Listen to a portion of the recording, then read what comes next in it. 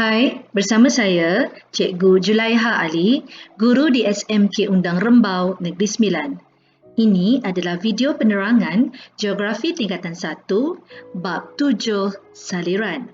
Dalam video siri 2 ini, Cikgu hanya akan menerangkan tentang nama dan lokasi sungai dan tasik di Malaysia serta kepentingan sungai dan tasik di Malaysia.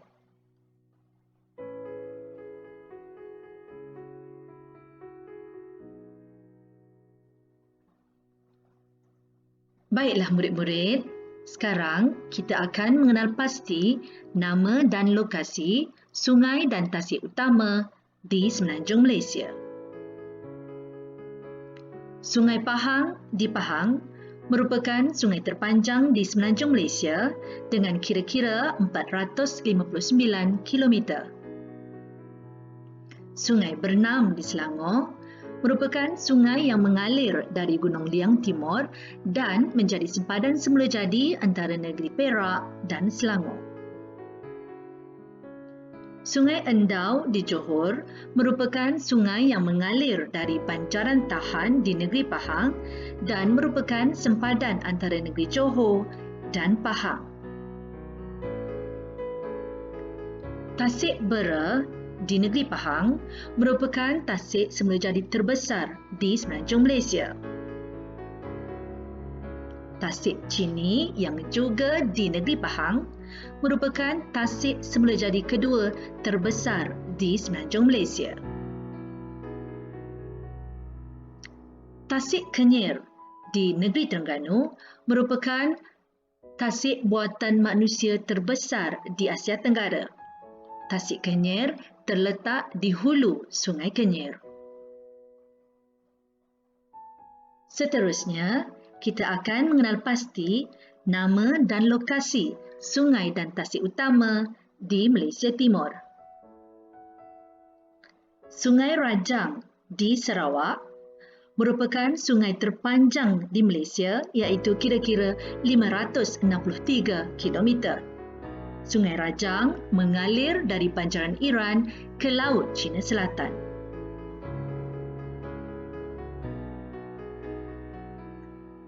Sungai Kinabatangan di Sabah merupakan sungai kedua terpanjang di Malaysia, kira-kira 560 km.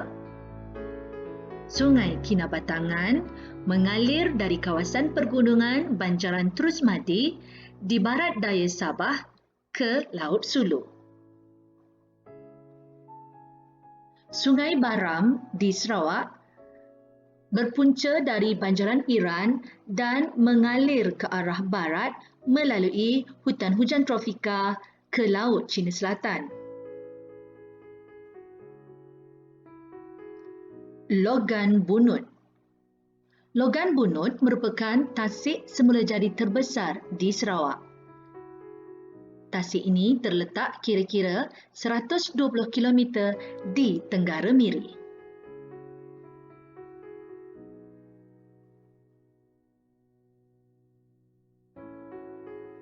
Murid-murid, sekarang kita akan mengenal pasti kepentingan sungai di Malaysia. 1. Penjanaan kuasa hidroelektrik. Stesen janakuasa hidroelektrik dapat dibina kerana terdapat sungai-sungai yang beraliran deras di Malaysia. Terdapat 16 buah stesen janakuasa hidroelektrik di Malaysia. 2. Sumber pengairan. Air sungai menjadi sumber pengairan utama bagi kegiatan pertanian seperti penanaman padi. Sungai Muda di Kedah dijadikan rancangan pengairan untuk penanaman padi di dataran Kedah Perlis yang membolehkan padi ditanam sekurang-kurangnya 2 kali setahun. 3. Kegunaan domestik. Air sungai dijadikan sebagai sumber air untuk kegunaan domestik. Antara sungai yang membekalkan sumber air untuk kegunaan domestik ialah Sungai Pahang, Sungai Rajang dan Sungai Kinabatangan. 4. Sempadan semula jadi. Terdapat beberapa batang sungai di Malaysia menjadi sempadan negeri dan sempadan antarabangsa. Sebagai contoh, Sungai Bernam ialah sempadan antara negeri Perak dengan negeri Selangor, manakala Sungai Golok ialah sempadan antarabangsa antara Malaysia dengan Thailand. 5. Pengangkutan dan perhubungan. Beberapa batang sungai di Sarawak dan Sabah dijadikan jalan perhubungan antara kawasan pedalaman dengan kawasan bandar. Sebagai contoh, Sungai Rajang dapat dimudiki sehingga ke Kapit di pedalaman Sarawak. 6. Sumber protein.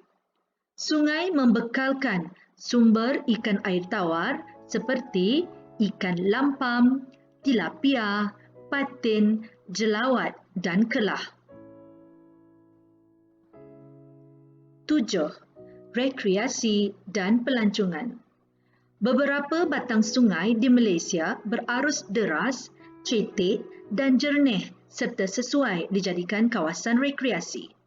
Sebagai contoh, Sungai Melaka terkenal dengan aktiviti rekreasi river cruise, manakala Sungai Sedim di Kulim Kedah dan Sungai Kiulu di Tamparuli Sabah terkenal dengan aktiviti meredam jeram atau water rafting. Murid-murid, inilah gambar foto Tasik Kenyir. Sekarang, kita akan mengenal pasti kepentingan tasik di Malaysia. 1. Penjanaan kuasa hidroelektrik. Selain sungai, tasik juga berfungsi untuk dijadikan sebagai tapak atau stesen untuk menjana kuasa hidroelektrik kerana tasik mempunyai takungan air yang banyak. Sebagai contoh, Empangan Temenggur di Perak, Empangan Murum di Sarawak dan Empangan Kenyir di Terengganu. 2. Sumber protein. Tasik juga membekalkan sumber ikan air tawar kepada penduduk setempat. Keadaan habitat semula jadi tasik yang masih terpelihara membolehkan pembiakan pelbagai jenis ikan air tawar. 3. Kegunaan domestik. Tasik juga dapat membekalkan sumber air untuk kegunaan harian kepada penduduk setempat.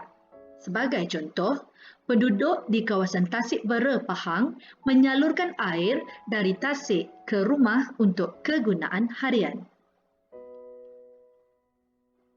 4. Rekreasi dan pelancongan.